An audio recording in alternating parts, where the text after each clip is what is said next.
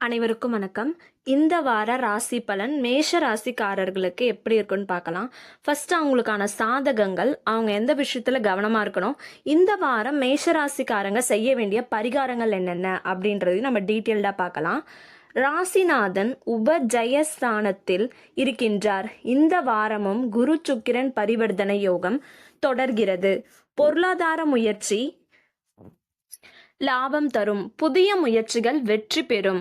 தடைப்பட்ட காரியங்கள் நடைபெறும். மீன ராசியில் நீச்சம் பெற்ற குரு கும்ப ராசிக்கு வந்து வக்ரம் பெறுவதால் நல்ல பலன்கள் கிடைக்கும். சுயதொழில் முயற்சி வெற்றிகரமாக நடக்கும்.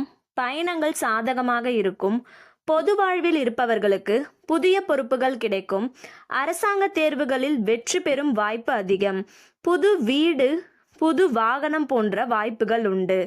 இந்த வாரம் நீங்க எந்த விஷயத்துல கவனமா இருக்கணும் அப்படின்னா, விரயஸ்தானம் எனப்படும் 12ஆம் இடம் பல கிரகங்களால் பலம் பெற்றிருக்கிறது என்பதால் 12ஆம் இடத்தின் பலம் கூடுகிறது. எனவே எத்தனை பணம் வந்தாலும் அதற்கேற்ற செலவுகளும் வந்து நிற்கும்.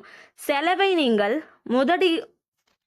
முதலீடுகளோடு வேறு வழியில் எதிர்காலத்திற்கு பயனுள்ளதாகவோ மாற்ற வேண்டும்.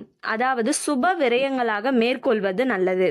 இந்த வாரம் மேஷராசிக்காரங்க செய்ய வேண்டிய பரிகாரம்: செவ்வாய்க்கிழமை முருகனையும் வெள்ளிக்கிழமை துர்க்கையையும் வணங்குங்கள், சிரமங்கள் குறையும்.